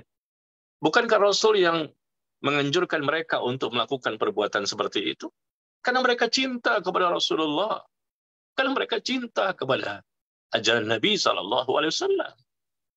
Mereka ingin menghidupkan dan mengamalkan sunnahnya. Falladzina amanu bihi wa 'azzaruhu wa nasaruhu wa taba'un nurul ladzi unzila ma'ah ulaika humul muflihun. Allah sebutkan di surah Al-A'raf. Di surah Al-A'raf ayat 157. Di surah Al-A'raf 157 Allah sebutkan falladzina amanu bihi, dan orang-orang yang beriman kepada Nabi SAW, orang yang beriman kepadanya, orang yang memuliakannya, orang yang membela sunnahnya dan ajarannya, orang yang mengikuti wahyu yang Allah turunkan kepadanya, merekalah orang-orang yang beruntung. Ya, lihat kalimat ini. Allah mengatakan orang yang beriman kepada Rasulullah, dia pun memuliakan Rasulullah, dia pun membela ajarannya, membela sunnahnya, menghidupkan ajarannya, dan mengikuti Al-Quran yang Allah turunkan kepadanya, merekalah orang-orang yang beruntung. Nah ini, mohon maaf ya, contoh yang paling gampang kita lihat. Ya, ketika seseorang berpakaian, memakai kopiah, memakai jenggot, memakai cadar, jilbab, mereka ngaji, taklim, segala macam. Lalu adalah ya ucapan-ucapan miring dari sebagian kaum muslimin, ini karena kebodohan. Tidak boleh jamaah sekalian kita suuzon di hati kita. Padahal bisa jadi mereka ini orang-orang yang saleh dan salehah. Bisa jadi mereka ini orang-orang yang dekat kepada Allah. Dan bisa jadi mereka ini jauh lebih baik dibandingkan kita. Bukan berarti mereka ini malaikat, bukan. Mereka manusia biasa. Ya, tentunya mereka juga bisa jatuh kepada dosa. Tapi tentunya mereka kita lihat sudah ada upaya, ya. Sudah ada upaya. Berani mereka tampil untuk mengikuti sunnah. Dan siap untuk menanggung resiko konsekuensinya adanya kaum muslimin yang munafik, kaum muslimin yang liberal, kaum muslimin yang ahlul bid'ah, kaum muslimin yang tidak suka dengan syariat, pasti nanti akan mencela mereka, menggibah mereka, dan berbicara yang lain. Maka bersabar sajalah kaum muslimin. Ya. Jadi suuzon itu terkadang bukan hanya di hati, ya. Terkadang diungkapkan dengan lisan. Nah, dosa lisan ini awalnya bisa dimulai dari mana? Dari suuzon yang ada di hati. Berprasangka buruk. Awalnya di hati, itu sudah dosa. Tambah lagi dia perkuat, dia pertegas dengan dia ungkapkan dengan lisannya. Nah, semakin dosa lagi. Jadi jangan menyangka bahwa dosa itu hanya pada lisan atau pada anggota badan yang lain saja. Padahal dosa di hati juga itu dosa besar. Apalagi buruk sangka kepada Allah. Tidak boleh. Begitu juga buruk sangka kepada sesama kaum muslimin atau kepada orang kafir yang memang mereka baik dengan kita, tidak memusuhi kita, tidak menzolimi kita. Jangan kita cepat-cepat untuk buruk sangka. Ya, tetapi terkadang kita memang perlu waspada ketika kita melihat sinyal-sinyal, tanda-tanda mungkin ya kelihatannya seperti orang yang ya kita khawatirkan mendapatkan sesuatu keburukan darinya. Boleh-boleh saja, tapi jangan cepat kita menuduh bahwa dia pasti. Memperkirakan saja, karena kita lihat orang ini sepertinya ada sinyal-sinyal orang ini tidak baik. Tanda-tanda sepertinya orang-orang yang tidak saleh. Ya, berhati-hati boleh, waspada boleh, tapi buruk sangka jangan. Ya, demikian. Wallahu a'lam bishawab. Insyaallah, jazakallahu khairan Ustaz atas jawabannya. Nah, berikutnya sudah ada jamaah yang raise hand. Ummu Amar, kami persilahkan.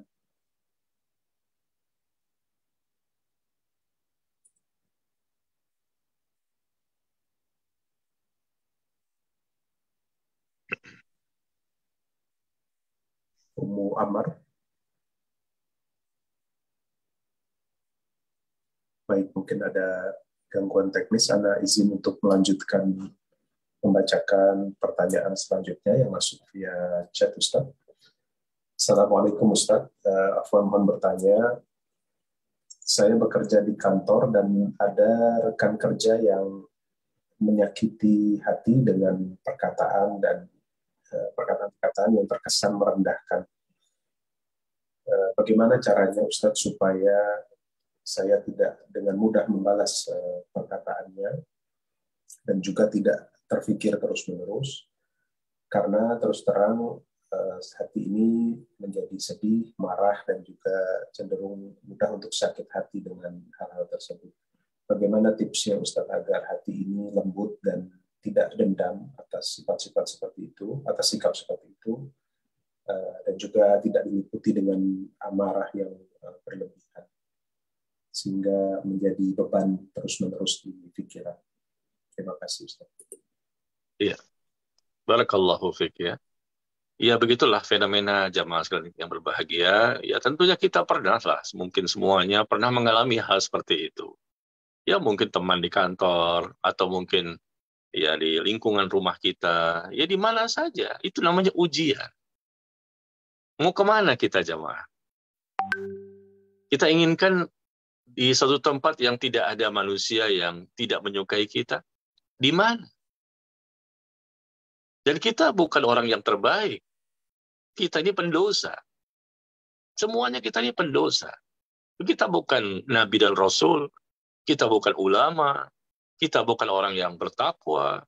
Kita baru mulai belajar, baru mulai merintis untuk memperbaiki diri kita. Ya, kita akui bahwa kita banyak minusnya dibandingkan plus. Harus seperti itu.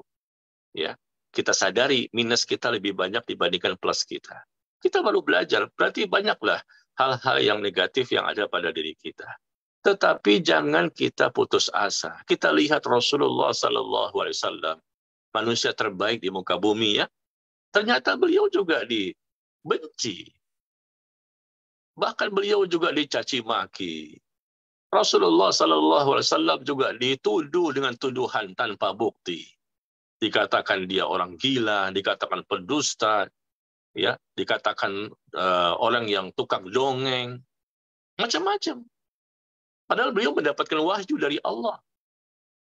Rasulullah SAW mendapatkan intimidasi, teror, perkataan-perkataan yang sangat menyakitkan hati. Difitnah dengan begitu banyak fitnah. Padahal beliau orang yang paling baik.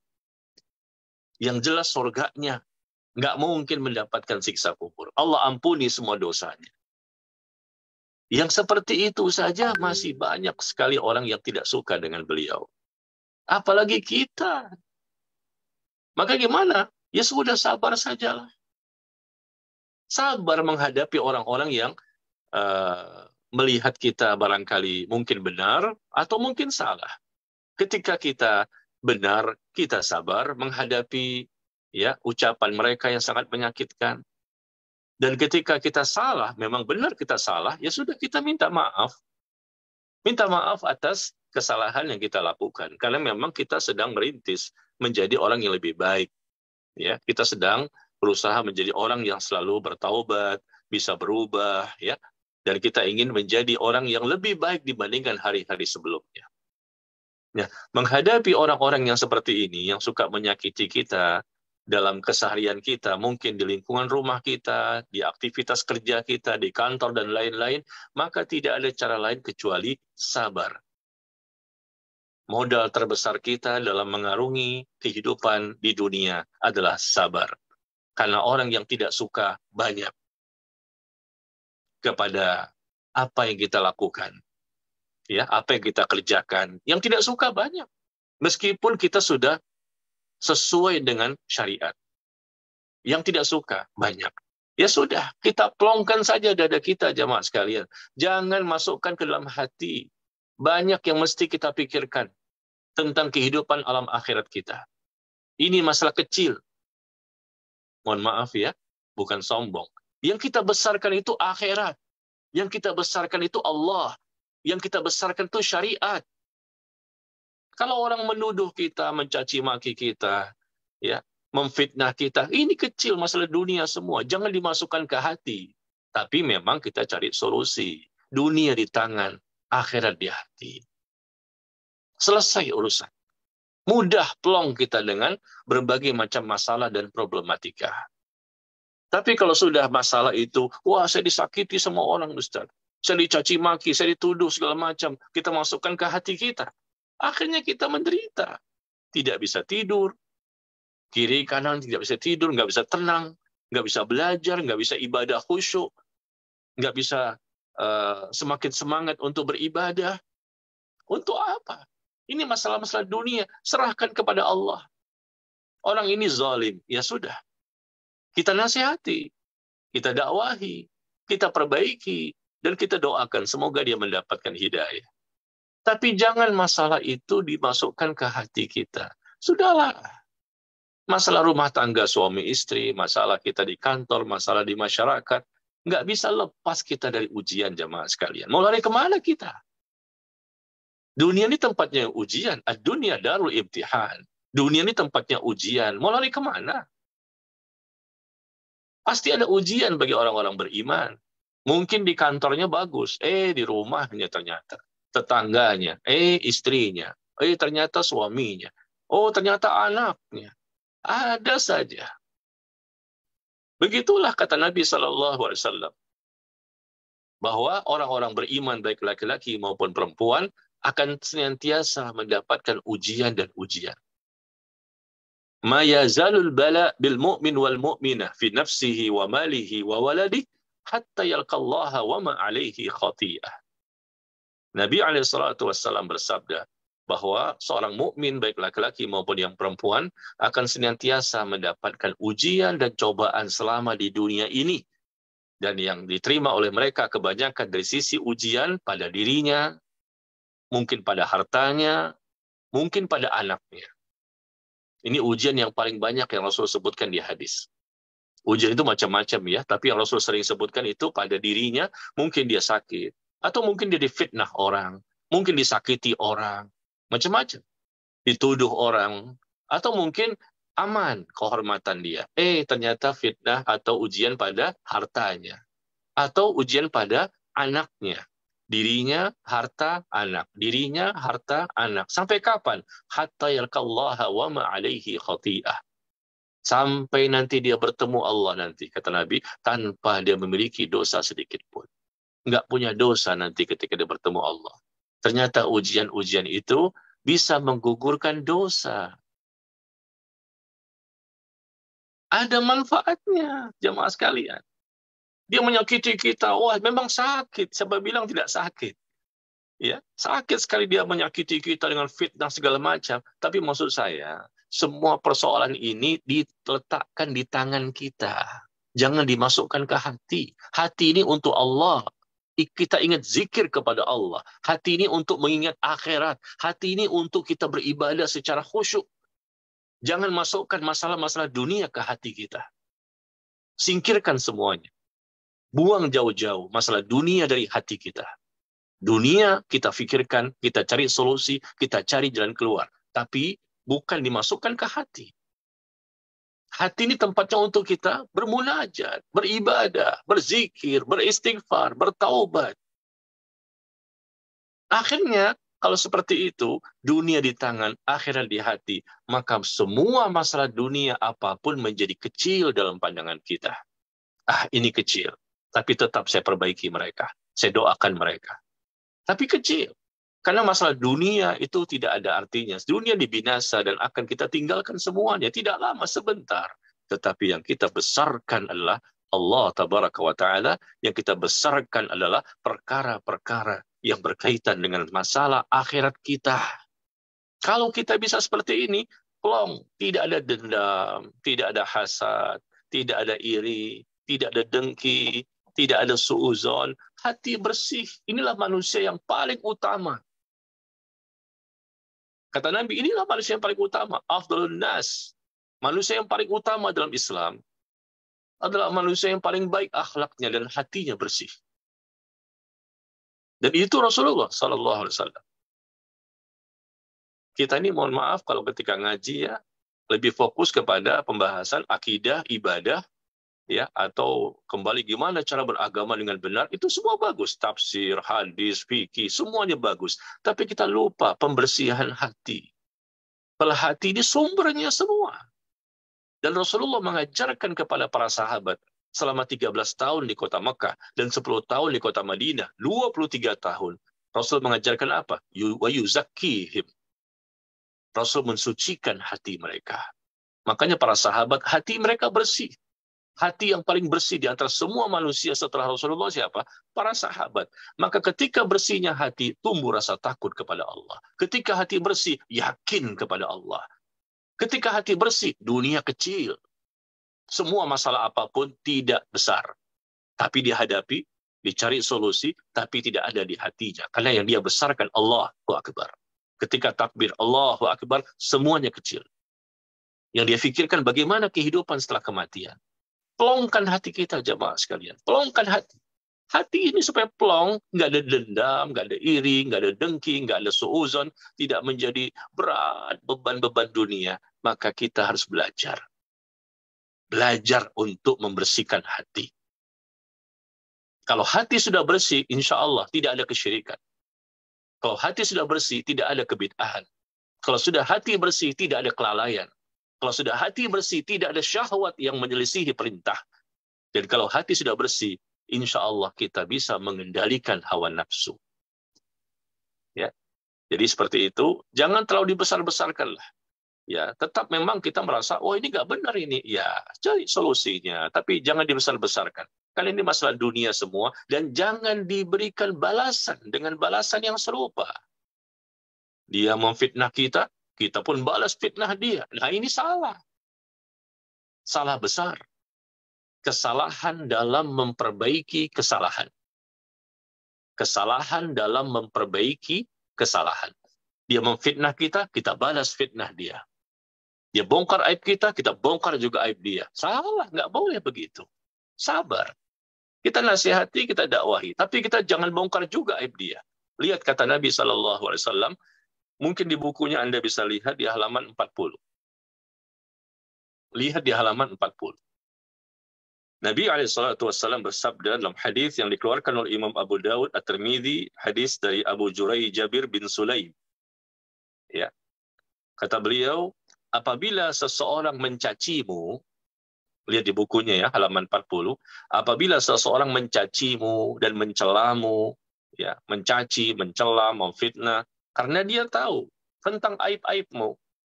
Dia tahu tentang kelemahan kita. Memang ada aib kita. Memang ada dosa kita. Dia tahu. Maka dia mencaci kita akibat aib yang kita miliki. Dia mencaci maki kita, memfitnah kita, menuduh kita atas aib yang kita miliki. Kata Nabi, jangan engkau membalasnya dengan mencela aib-aib yang engkau ketahui ada padanya. Kata Nabi, jangan balas. Meskipun engkau tahu, kalau kita bongkar nih, wah lebih malu dia. Kalau kita bongkar, lebih dahsyat dia akan hancur kehormatannya. Dibandingkan apa yang dia lakukan kepada kita. Ya, kata Nabi, jangan dibalas. Jangan engkau membalas dengan mencela aib-aibnya. Meskipun engkau tahu ada pada dirinya. Karena sesungguhnya akibat jelek akan hal itu menimpa pada dirinya. Allah mengetahui kezaliman yang dia lakukan kepada kita.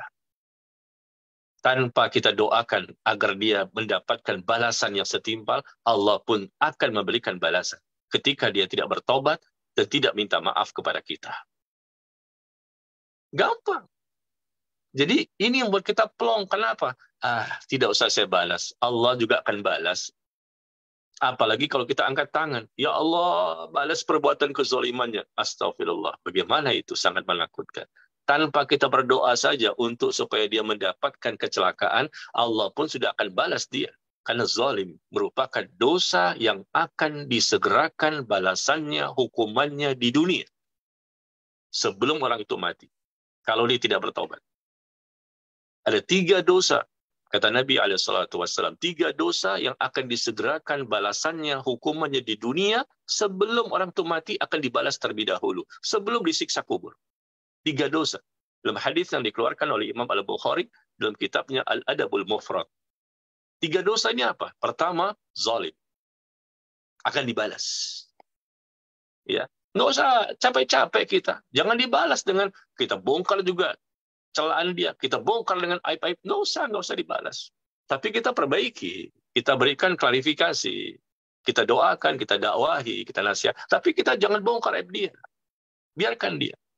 Allah yang akan membalasnya ketika dia tidak minta maaf dan tidak bertaubat. Itu terjadi demi Allah, jamaah sekalian. Kita lihat fenomena di masyarakat. kezoliman-kezoliman yang dilakukan dengan lisannya, dengan tulisannya, tiba-tiba berbalik. Allah membalikkan kondisi dan situasi yang kemarin dia menghancurkan kehormatan seorang muslim, sekarang Allah bongkar aibnya, lebih dipermalukan. Tanpa kita melakukan usaha untuk membongkar aibnya, Allah yang akan membongkarnya. Itu menjadikan kita tenang.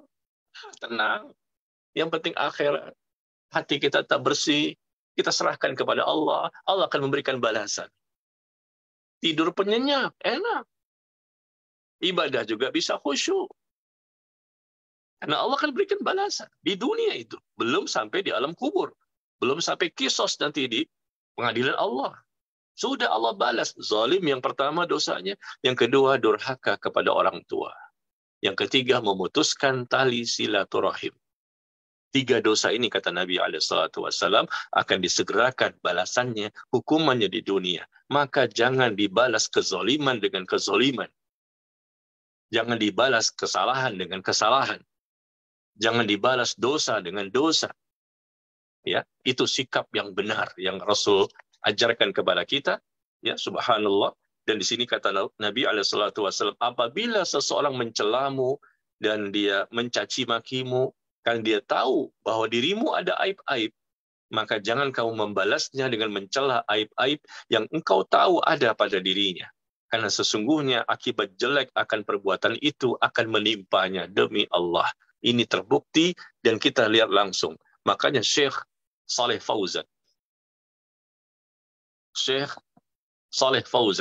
hafizahullah ta'ala, beliau mengatakan dalam kitabnya, tidaklah kami melihat, kata beliau, tidaklah kami melihat seorang pun yang menjatuhkan kehormatan ulama dan orang-orang beriman.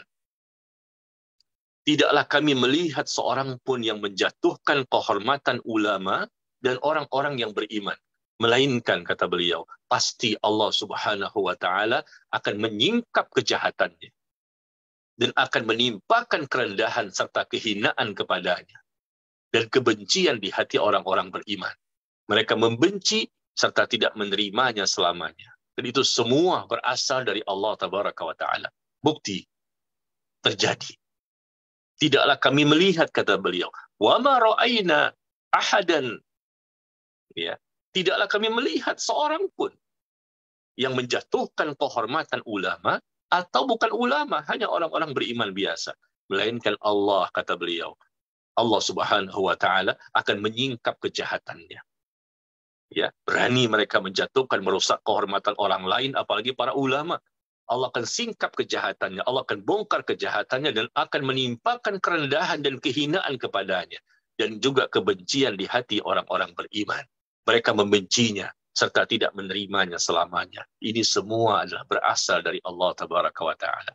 Nah, demikianlah ya. Mohon maaf ini agak panjang jawabannya. Jadi tenang, kenapa? Ini masalah dunia, bukan masalah akhirat. Jangan besar-besarkan masalah dunia. Dunia ini sementara, kita enggak tinggal selamanya di sini. Yang kedua, kita tenang. Kenapa? Karena kita tahu Allah akan memberikan balasan kepadanya. Cukup. Jangan kita bongkar juga aib mereka, ya. Dan ini kita harus latih diri kita untuk bisa mendapatkan sikap yang seperti itu. Barangkali, wah berat Pak Ustadz. Nggak bisa seperti ini. Ini mungkin levelnya orang-orang yang terpilih. Ya, kita semua sama jamaah sekalian. Kita sedang proses. Jangan ada mengatakan ini mungkin bagi para ulama, ini mungkin bagi para ustadz. Tidak. Yang namanya jamaah, ustadz, ulama, kaum muslimin, semuanya sama. Kita sedang proses menjadi orang-orang yang lebih baik. Ya, mudah-mudahan dengan niat kita, tekad kita, semangat kita, kemauan kita, keinginan kita, yang ikhlas betul-betul karena Allah dan sesuai syariat, akhirnya Allah berikan kemudahan. Dan akhirnya mampu menjadi orang yang lebih baik. Wallahu a'lam bishawab. Masya Allah, barakallahu fiik Ustaz atas penjelasannya. Ini ada beberapa chat yang masuk sebetulnya mirip-mirip dengan pertanyaan yang sudah disampaikan dan insya Allah sudah cukup terwakilkan, cukup jelas nasihat yang Ustaz sampaikan ya, insya Allah. Selanjutnya kalau boleh satu lagi Ustaz, ada yang sudah raise hand dari tadi. Iya, silakan. Insyaallah. Kami persilahkan Ummu Amr. Ya, jazakumullahu khairan host, jazakumullahu khairan Ustadz. Assalamualaikum warahmatullahi wabarakatuh. Ustadz, di halaman 39 di sini ada tulisan yang Ustadz bawakan tentang terbunuh dan mati syahid. Kemudian wanita itu mengatakan, wahai orang yang syahid. Dan kita belakangan ini banyak sekali di sosial media ada berita kematian. Dan banyak yang menyangka itu adalah mati syahid sehingga perkataannya mirip-mirip yang seperti ini Ustadz. Ketika banyak yang men-share, akhirnya apakah ini bisa di-share dengan perkataan yang demikian Ustadz, bahwa orang yang meninggal di sungai, kemudian dia telah syahid. Seperti itu Ustadz, mohon nasihatnya. Kemudian Ustadz, bila ada kesalahan di tempat pekerjaan, kalau tidak diberitahu kesalahan itu berulang. Tetapi kalau kita beritahu orangnya jadi sakit hati. Apakah sakit hatinya ini dan akhirnya yang memberitahu jadi tidak enak? Apakah bisa diteruskan ini Ustadz? Tetapi kalau diberitahu mungkin hubungan pekerjaannya jadi tidak baik. Mohon nasihat Ustadz juga. Jazakumullahu khairan. Wah, iya. Ya, barakallahu fiik ya. Bagus sekali pertanyaannya. Yang pertama tentang mati syahid. Ya. Mati syahid terbagi dua. Ada mati syahid yang terjadi di medan perang. Itulah mati syahid yang sebenarnya. Ya, membela agama Allah, berperang, dan dia meninggal dunia. Dan tentunya keutamaan-keutamaannya sangat banyak sekali. Yang kedua, mati syahid selain di medan perang. Yang juga Rasul SAW sebutkan kriterianya. Di antaranya seperti orang yang meninggal karena sakit perut. Ada yang meninggal karena tenggelam. Ada yang meninggal karena jatuh dari reruntuhan. Ada yang meninggal karena terbakar. Ya. Ada yang meninggal karena dia membela hartanya, jiwanya, kehormatannya, dan lain-lain. Banyak sekali yang Rasul sebutkan di hadis, dan insya Allah nanti kita akan lihat pada sebab-sebab berikutnya. Karena di bukunya juga ada kriteria orang-orang yang mati syahid selain di medan perang. Adapun tadi disebutkan tentang masalah orang yang tenggelam ya. Ya memang kita baca di sosial media, saya juga melihat ada orang-orang yang menyebutkan kisah yang terjadi bahwa ini orang yang mati syahid. Kita hanya bisa mengatakan bahwa orang yang tenggelam itu memang Rasul sebutkan demikian. Matinya tenggelam. Maka dia termasuk orang yang mati syahid. Itu informasinya. Ya. Tetapi untuk memastikannya tentunya tidak bisa. Tidak boleh kita memastikan. Karena kita tidak tahu yang sebenarnya. Bisa jadi mungkin dia orang yang betul-betul mati syahid dalam penilaian Allah karena memang buktinya dia tenggelam. Ya. Dan itu termasuk kategori mati syahid. Tapi bisa jadi juga, na'udzubillah min dzalik, dalam penilaian Allah orang itu tidak termasuk kategori mati syahid. Meskipun dia matinya tenggelam. Ya. Jadi kita tidak bisa secara terburu-buru untuk memberikan statement bahwa ini pasti. Pastinya mati syahid. Jangankan yang masalah tenggelam jamaah sekalian. Yang jelas-jelas di medan perang saja. Di medan perang loh. Mati syahid di medan perang. Membela agama. Membela Islam. Ternyata nanti di akhirat kita baca di hadis. Allah membongkar isi hatinya. Ternyata dia berperang bukan karena Allah. Ketika Allah tanya kepadanya, apa yang kau lakukan dengan nikmat-nikmat yang Allah berikan kepadamu? Ya Allah, aku berperang membela agamamu, ya, berperang dan mati syahid di jalanmu. Kata Allah apa? Kadzabta, bohong, engkau dusta. Engkau berperang sampai meninggal dunia di medan perang karena engkau ingin disebut sebagai seorang pemberani. Na'udzubillah. Ini hadis yang panjang yang dikeluarkan oleh Imam Muslim dari sahabat Abu Hurairah. Yang pertama kali akan diadili di hari kiamat siapa? Orang yang mati syahid. Yang akan diadili di hari kiamat. Orang yang mati syahid. Dan orang menyebutnya dia orang mati syahid. Oh dia orang yang mati syahid. Dia orang mati syahid. Kenapa? Meninggal di medan perang. Banyak orang kafir yang dia bunuh. Berdarah-darah badannya. Masya Allah, ini orang yang pemberani. Orang yang banyak pahalanya. Jelas ya terhindar dari siksa kubur. Banyak pujian-pujian dan asyahid, namanya ini asyahid. Ya, itu manusia yang menilai. Tapi subhanallah, Rasul menyebutkan bahwa ternyata orang itu nanti di akhirat, kata Rasul, termasuk penghuni neraka. Bukan mati syahid sebagaimana penilaian manusia. Dia termasuk penghuni api neraka. Kenapa? Karena Allah tahu isi hatinya ternyata tidak ikhlas. Ya, ternyata dia berperang bukan karena Allah, bukan ingin membela agama. Meskipun banyak orang kafir yang dia bunuh, sampai dia berdarah-darah, sampai dia mati. Ternyata kata Allah, kadzabta, engkau bohong. Engkau berperang bukan karena membela agama, bukan karena aku, tapi engkau ingin disebut-sebut oleh manusia sebagai orang yang pemberani. Dan itu sudah engkau dapatkan, dan Allah memerintahkan kepada malaikat untuk menyeretnya, menseretnya, dan memasukkan dia ke dalam siksa neraka. Nah, ini contoh ya. Contoh ini. Orang yang mati syahid di medan perang. Ternyata belum pasti dia disebut mati syahid. Ya, kecuali Rasul yang menyebutkan. Rasul mendapatkan wahyu bahwa ini mati syahid yang betul-betul mati syahid. Tapi kalau yang lain tidak ada wahyu turun, tidak ada keterangan dari Rasulullah, kita jangan coba-coba memastikan. Kita hanya boleh mengatakan mudah-mudahan. Nah, itu kalimat yang benar. Semoga, nah itu kalimat yang benar. Semoga dia termasuk kriteria orang yang mati syahid karena dia tenggelam. Semoga dia termasuk kriteria orang yang mati syahid karena dia seperti ini, dan seperti ini. Nah, itu yang lebih berhati-hati. Tapi untuk memastikan jangan. Meskipun memang Rasul menyebutkan salah satu kriteria orang yang mati syahid adalah tenggelam. Tapi orang yang mana? Ya, tenggelamnya benar terjadi, tapi apakah dia termasuk? Kita nggak tahu. Jadi yang lebih baik adalah semoga dia termasuk. Ya, ini sebagai ungkapan kehati-hatian kita dan kita berharap dan mendoakan orang seperti itu termasuk dalam kriteria orang yang mati syahid yang tentunya memiliki keutamaan dan kedudukan yang tinggi di sisi Allah Tabaraka wa Ta'ala. Contohnya seperti apa?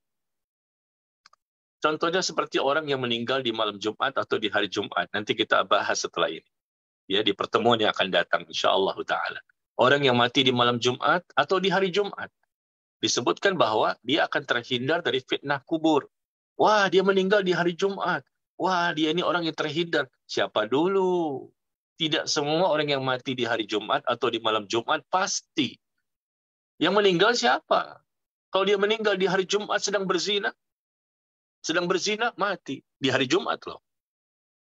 Berarti kan matinya su'ul khotimah. Sedang berzina, sedang minum khamar di hari Jumat. Apa kita katakan bahwa oh dia terhindar dari siksa kubur.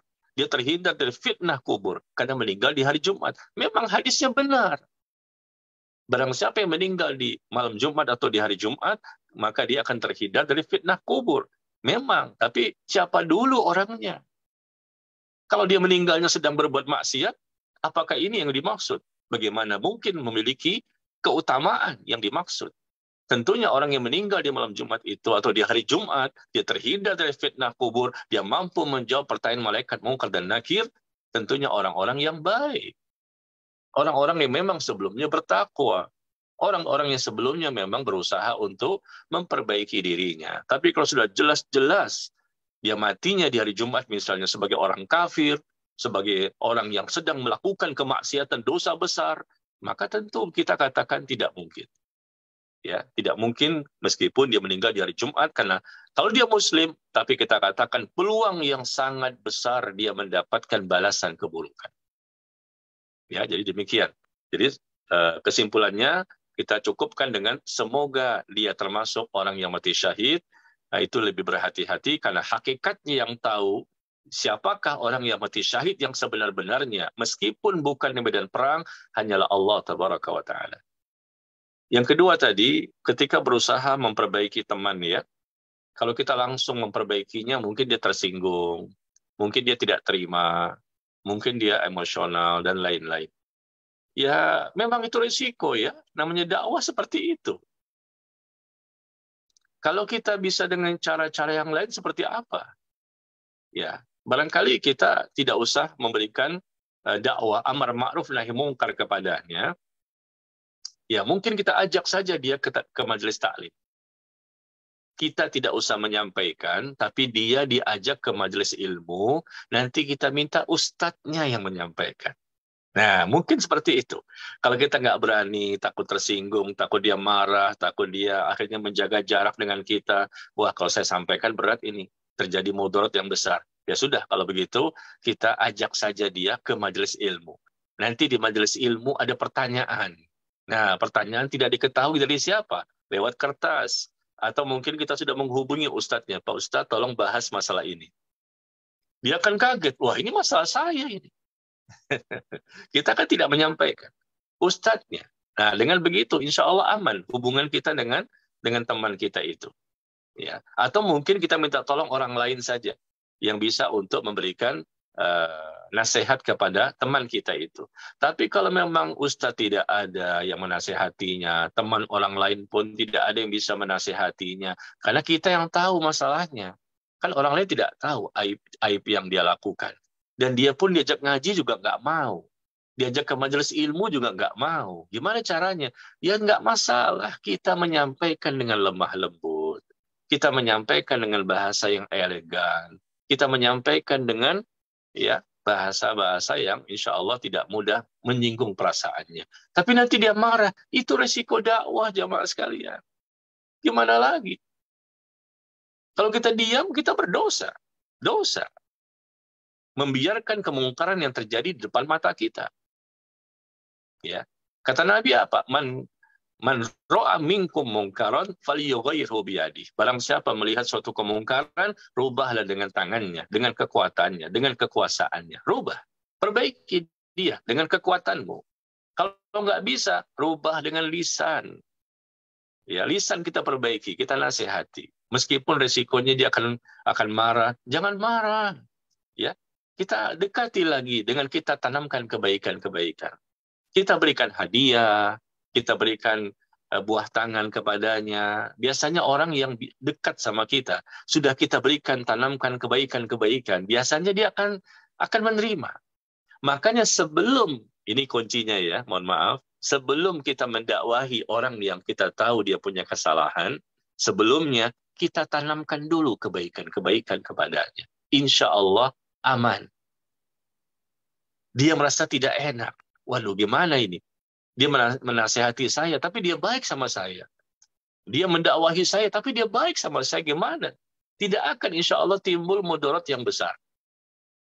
Kadang-kadang ada orang yang mendakwahi orang lain, ya, langsung to the point. Tidak ada muqaddimah.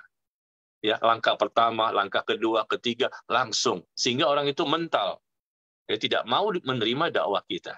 Tapi kalau sebelumnya kita sudah dekati dia, kita berbuat baik kepadanya, kita tanamkan berbagai macam kebaikan-kebaikan di hatinya, ya, kita dekati dia, jadikan teman, insya Allah lebih mudah nanti untuk mendakwahinya. Jadi kita jangan lari dari permasalahan yang kita lihat, karena ini sesuatu yang kita ketahui orang lain tidak tahu.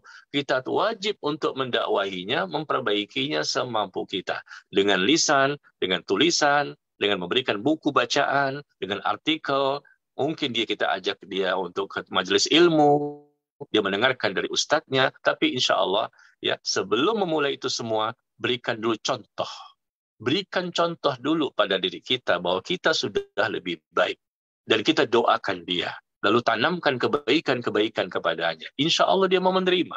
Rasulullah pun sallallahu alaihi wasallam juga seperti itu dalam berdakwah. Sebelum Rasul menyampaikan ya sesuatu, Rasul berikan kebaikan-kebaikan kepada orang yang akan beliau dakwahi. Ya, sehingga dengan demikian mudah-mudahan kita bukan pemberi hidayah dan kita tidak bisa membuka pintu hati seseorang. Tapi mudah-mudahan, dan ini survei sudah membuktikan, banyak orang yang berhasil dengan sebab ini. Benci sama kita, marah sama kita, tersinggung dengan kita. Tapi kalau memang sebelumnya kita sudah seringkali memberikan kebaikan-kebaikan, insya Allah dia tidak akan marah. Apalagi cara penyampaian yang indah, yang elegan, tidak kasar, tidak keras, lemah lembut, dan kita sabar. Ya, mudah-mudahan seperti itu berhasil dakwah kita. Ya, barangkali sampai di sini jamaah sekalian yang berbahagia. Ya, mohon maaf atas segala kekurangannya. Semoga Allah melimpahkan taufik dan hidayahnya kepada kita semua. kita ditambahkan iman, ditambahkan ilmu dan semangat untuk beramal saleh. Mumpung masih hidup, umur tidak ada yang tahu. Kita tinggal mengarungi, menjalani sisa-sisa usia yang ada. Bisa jadi nanti malam kita meninggal dunia. Bisa jadi besok, bisa jadi 10 tahun yang akan datang. Kita tidak ada yang tahu. Tapi yang jelas ya, sama-sama saya dan Anda semua sebagai pendosa yang banyak dosa, sedikit amal saleh, marilah kita sama-sama berjuang, kita sama-sama berkorban, sama-sama kita berusaha untuk menjadi lebih baik. Ingat, dunia bukan segala-galanya. Dunia ini adalah sesuatu yang pasti akan kita tinggalkan dan tidak lama. Apapun yang kita miliki, kita jadikan sebagai sarana kebaikan, sebagai sarana untuk bekal menjelang datangnya kematian. Sehingga dengan demikian mudah-mudahan kita bisa mendapatkan husnul khatimah. Wallahu ta'ala a'lam bis-shawab wa sallallahu ala nabiyyina Muhammad walhamdulillahi rabbil alamin.